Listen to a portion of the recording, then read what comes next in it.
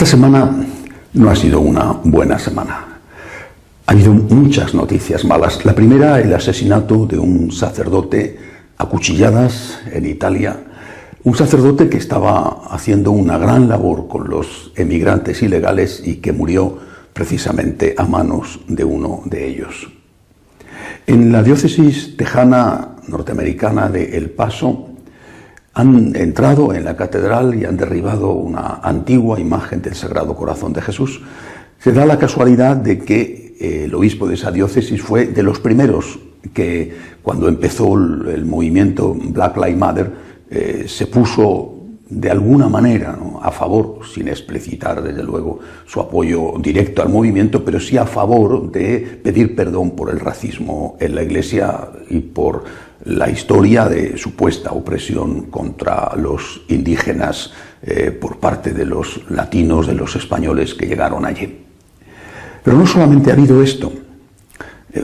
48 parlamentarios europeos han firmado una carta pidiendo que la libertad de opinión, la libertad religiosa, las dos cosas, estén supeditadas a aceptar el aborto y la ideología de género. Nadie, según ellos, debe de poder opinar en contra del aborto y de la ideología de género, que se convierten así en superderechos que están por encima de todos los demás. Y en España, por ejemplo, mientras el gobierno avanza en la aprobación de una terrible ley de eutanasia, anuncia que posiblemente será, todavía no está segura la decisión, será derribada la gran cruz del monasterio benedictino del Valle de los Caídos, porque el cementerio que se aloja se convertirá en un cementerio civil y posiblemente, repito, los benedictinos serán expulsados de su monasterio. No ha sido una buena semana.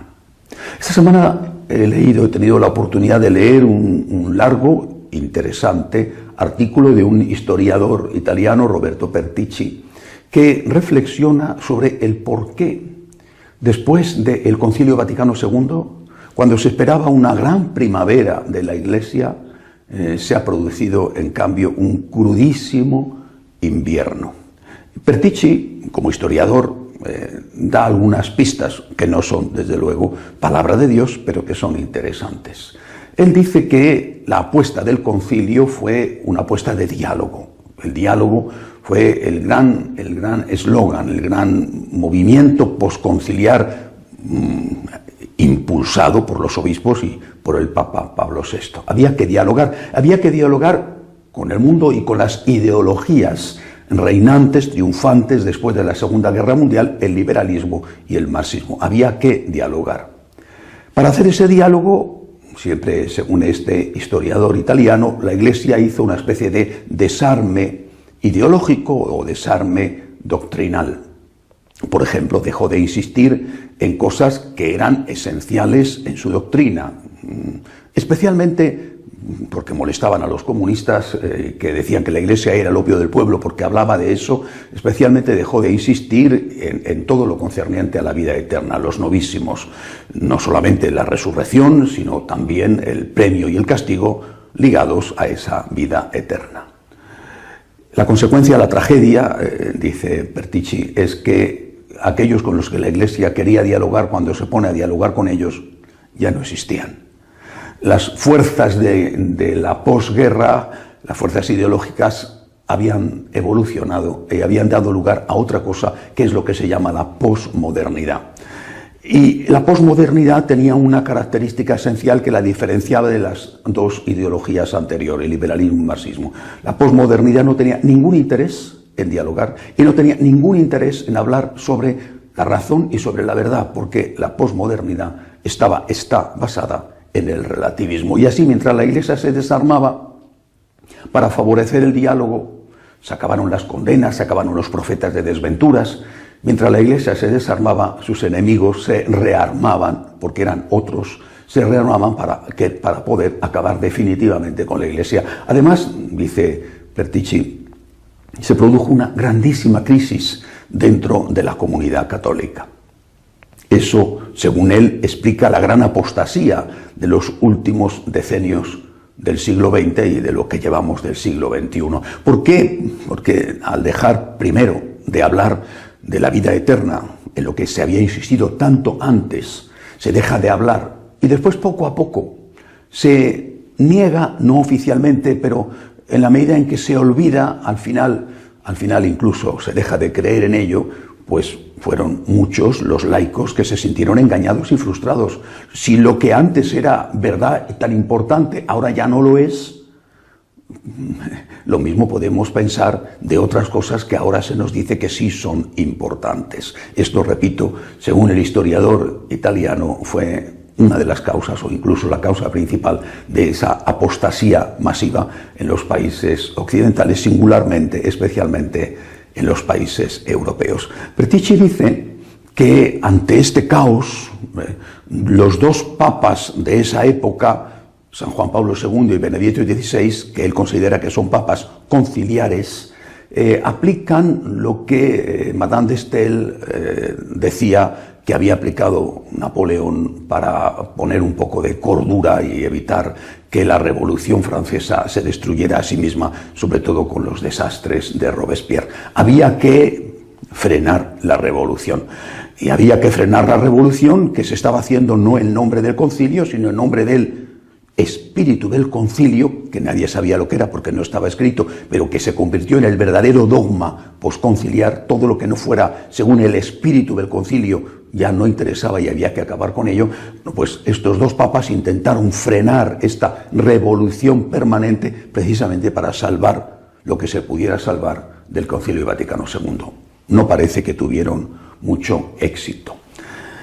Se podrá pensar que todo esto que reflexiona Pertici tiene poco que ver con las noticias de esta semana. A mí me parece que está muy relacionado. Pertici dice que él no ve futuro, o por lo menos a mí me ha parecido entender de su artículo que él no ve futuro, porque dice que delante de todo esto ha habido una reacción conservadora.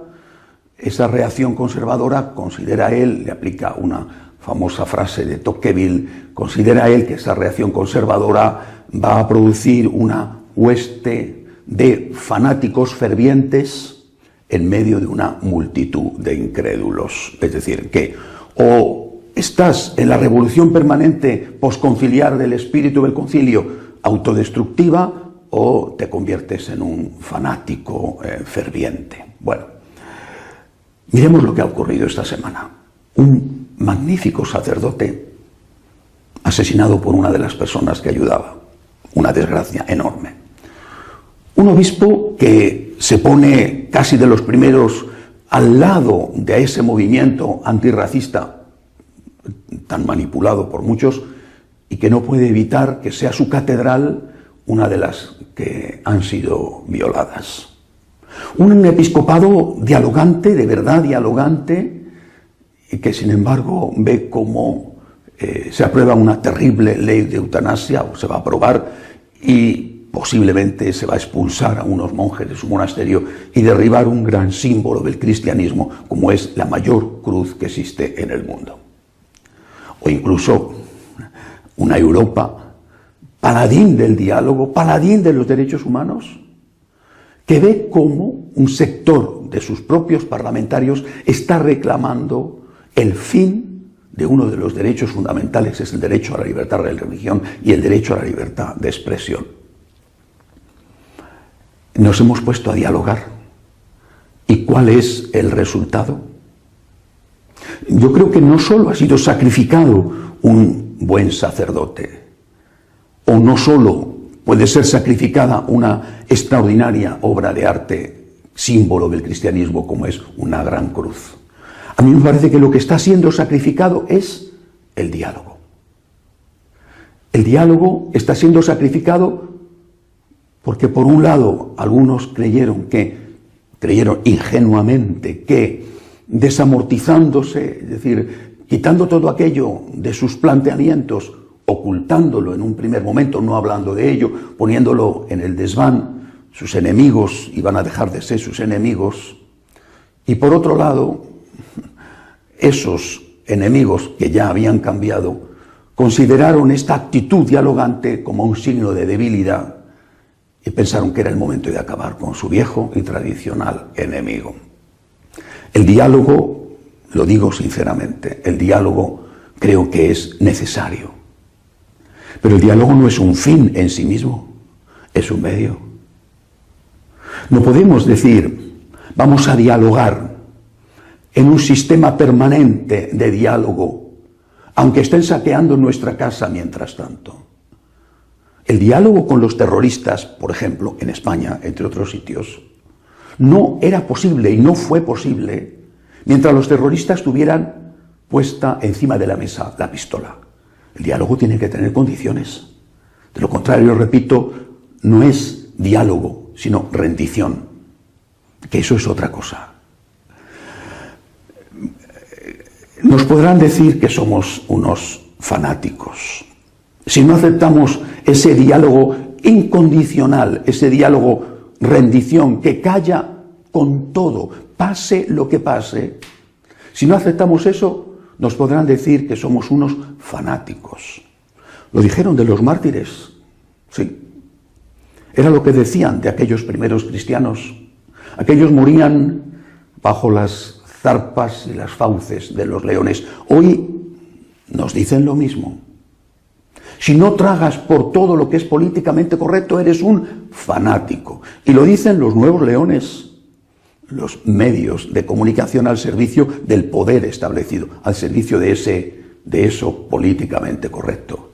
Pero no hay que olvidar que aquellos mártires, que no solamente morían, sino que eran denigrados e insultados como poco dialogantes, aunque no creo que el término se utilizara entonces, aquellos mártires que no quisieron echar el incienso en la estatua del emperador, es decir, que no quisieron aceptar aquello que era entonces lo políticamente correcto, aquellos mártires fueron los que vencieron. Diálogo sí, pero con condiciones. Rendición, aceptar todo, sea lo que sea, con la boca callada, no.